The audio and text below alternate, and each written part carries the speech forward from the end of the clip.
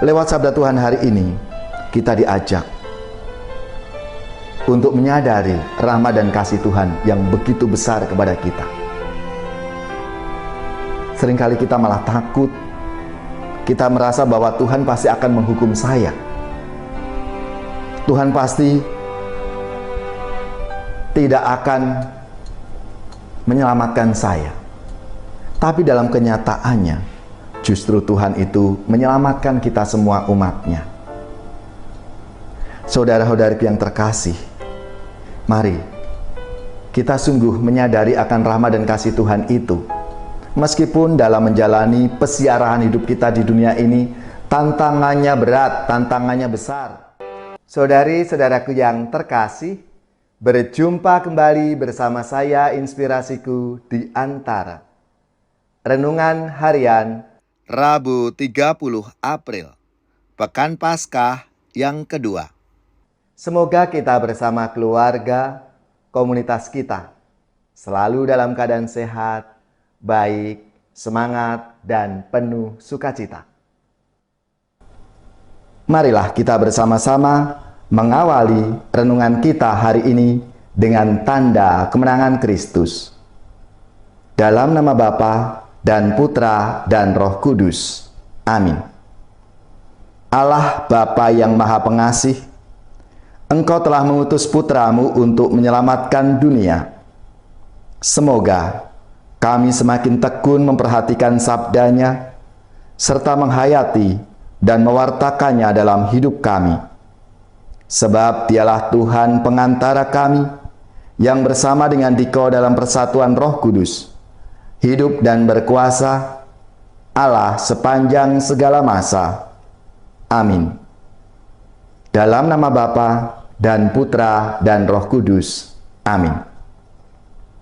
Inspirasi kita hari ini dari Injil Suci menurut Yohanes bab 3 ayat 16 sampai 21.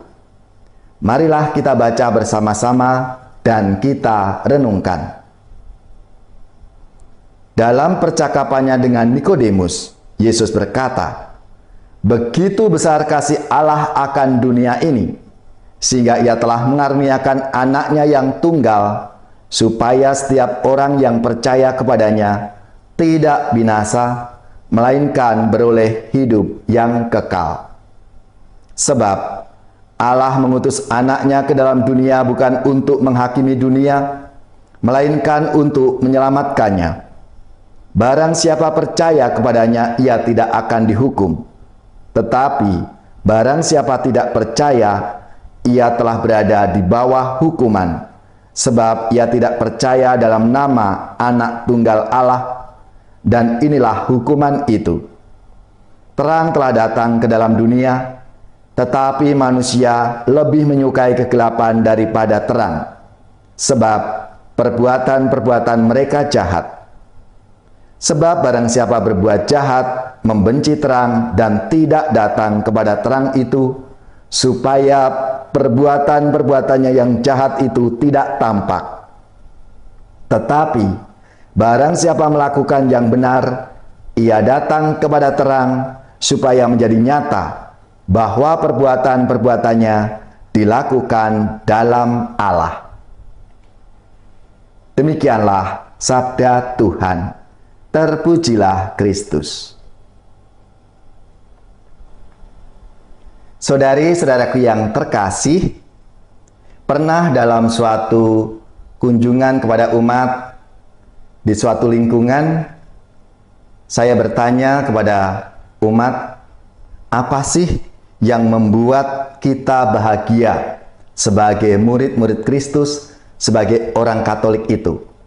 Lalu ada salah satu umat yang menjawab begini, "Romo, saya begitu bahagia menjadi orang Katolik dan sekaligus bersyukur karena Tuhan kita itu begitu baik.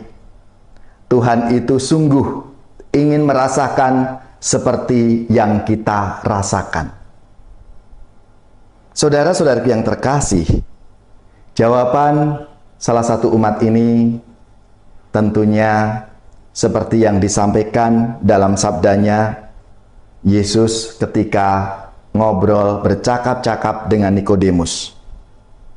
Kasih Allah itu begitu besar akan dunia ini, sehingga Ia telah mengaruniakan anaknya yang tunggal, supaya setiap orang yang percaya kepadanya tidak binasa, melainkan beroleh hidup yang kekal. Supaya selamat dan memperoleh hidup yang kekal.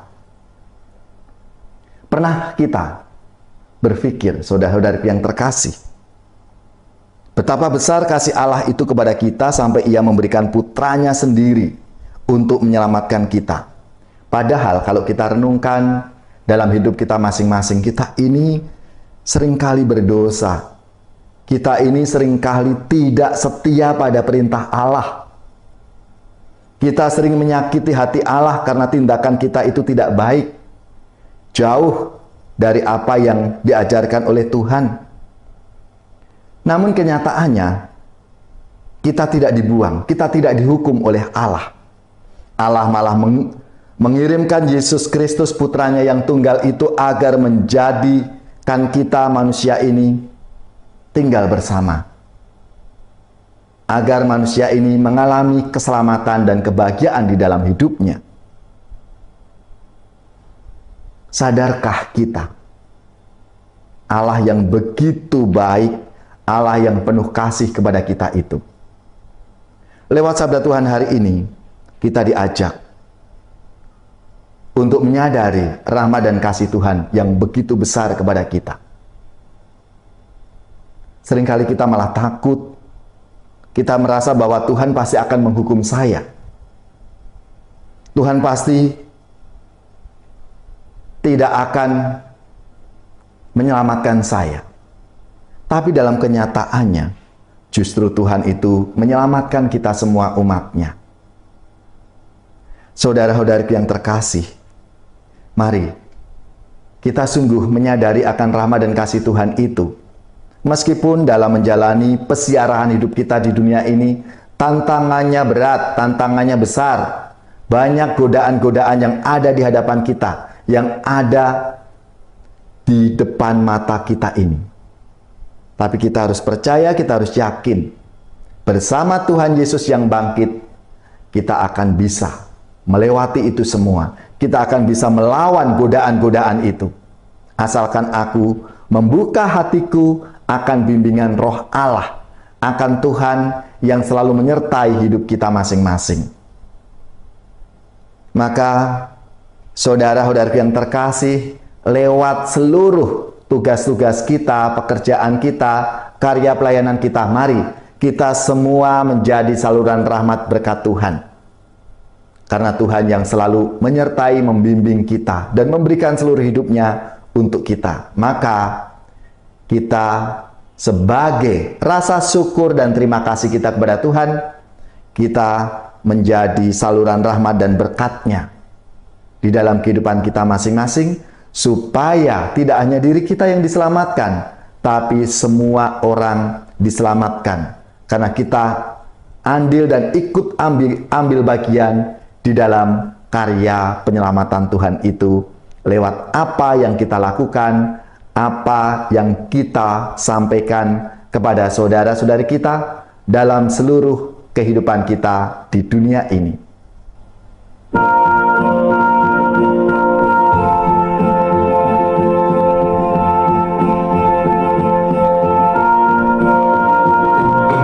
Syukur bagimu ya Tuhan, syukur bagimu ya Tuhan, syukur bagimu ya Tuhan, syukur bagimu ya Tuhan.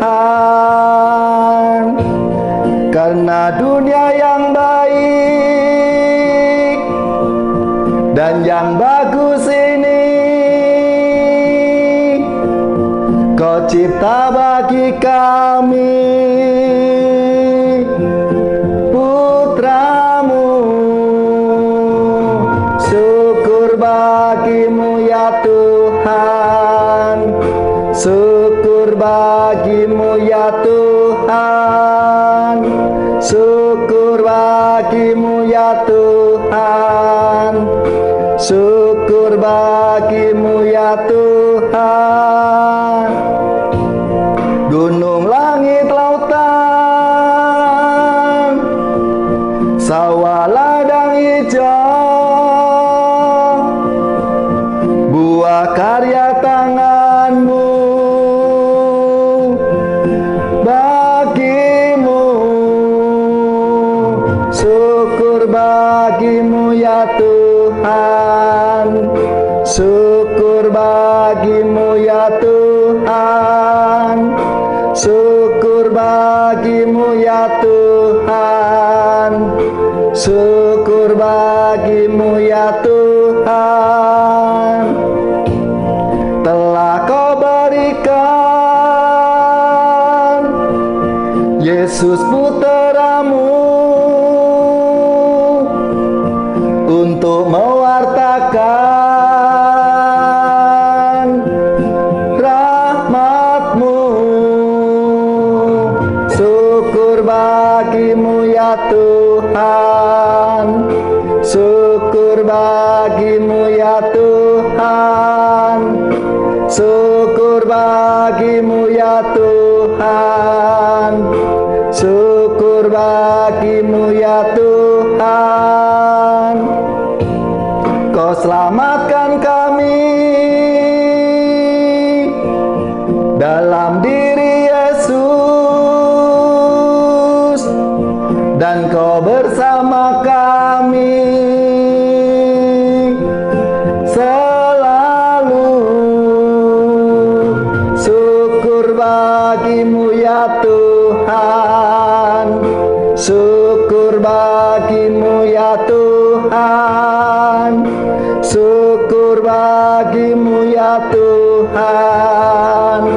Syukur bagimu ya Tuhan.